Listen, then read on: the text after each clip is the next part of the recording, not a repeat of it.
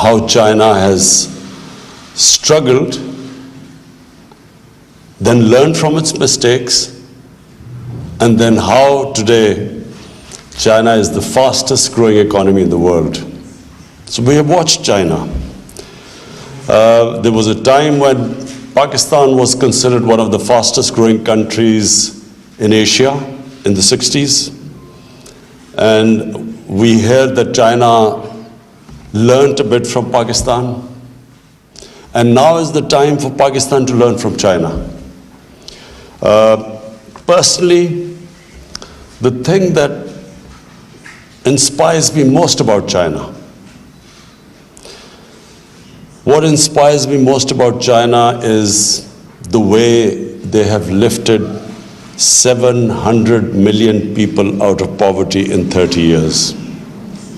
This has never happened in human history.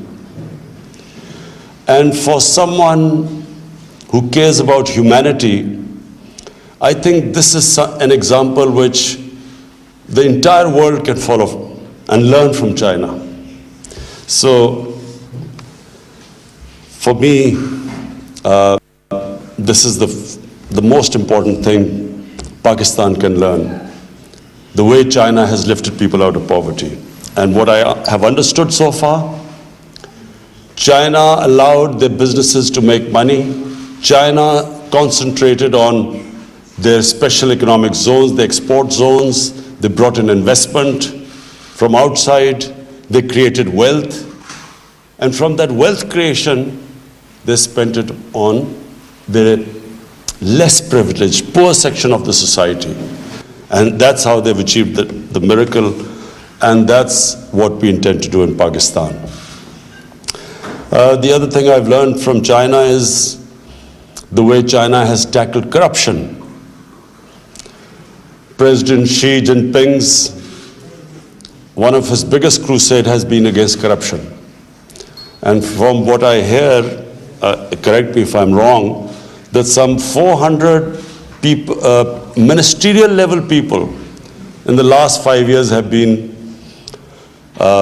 convicted on corruption and put behind jail. And then, I read in the papers, now I don't know whether it is true, that there was a Chinese mayor who tons of gold was found in his room. And within 5 days he was convicted. So why is this very important for not just Pakistan, but most of the developing world to learn from? Because the most important thing is, if you have corruption, it stops investment. Corruption is one of the biggest impediments in investment coming into your country. One of the main reasons why we have not been able to develop this great potential of Pakistan has been the fact that red tapeism, and red tapeism is also because of corruption. When you slow down, by slowing down procedures through red tape, it is a way of getting speed money, corruption money. And corruption, when firms have an opportunity they can invest anywhere in the world, they will always invest in economies that are cleaner, economies where there are less impediments in the way of investment. So I wish I could follow President Xi's example and put 500 corrupt people in Pakistan in jail. But unfortunately, we have a very cumbersome process, and so we hope in time we will improve it. But I do believe that this is something also, the way China has gone ahead, the way they have learned from their experiences.